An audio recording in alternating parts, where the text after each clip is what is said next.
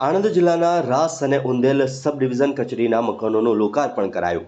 રાસ ગામેથી દાહોદ જિલ્લાના ફતેપુરા, પંચમહાલ જિલ્લાના સહેરા અને મહીસાગર જિલ્લાના કડાણા સબ ડિવિઝન કચેરીના મકાનોનું લોકાર્પણ ભૂમિપૂજન કરાયું.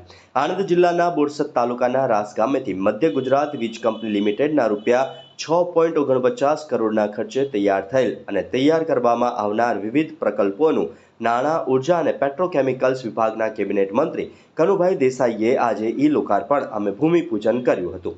મધ્ય ગુજરાત વીજ કંપની લિમિટેડની કામગીરીથી સંતુષ્ટ થઈ ઉર્જા મંત્રી કનુભાઈ દેસાઈએ તેમની આ કામગીરીને બિરદાવતા આ પ્રસંગે જણાવ્યું હતું કે વર્ષ 2004થી સમગ્ર ગુજરાતમાં ઘરે ઘરે 24 કલાક વીજળી પૂરી પાડવા માટેની તાત્કાલિન મુખ્યમંત્રી અને હાલના પ્રધાનમંત્રી નરેન્દ્ર મોદીની ખેવનાને પૂરું કરવાનું ઉમદા કાર્ય વીજકર્મીઓએ કર્યું છે.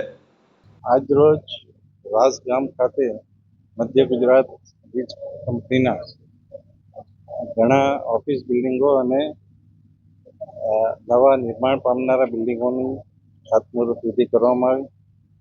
જે રીતે છેલ્લા 3 મહિનાથી સમગ્ર ગુજરાતમાં વરસાદની હેલી થઈ છે, તેમાં મધ્ય ગુજરાત તેમજ સમગ્ર ગુજરાતની વીજ કંપનીઓએ સુંદર કામગીરી કરી છે અને આ નવા મકાનો એમને વહીવટી સરળતા માટે અને ગ્રાહકોને સરળ રહે એ માટેનું આયોજન કરવામાં આવ્યું છે.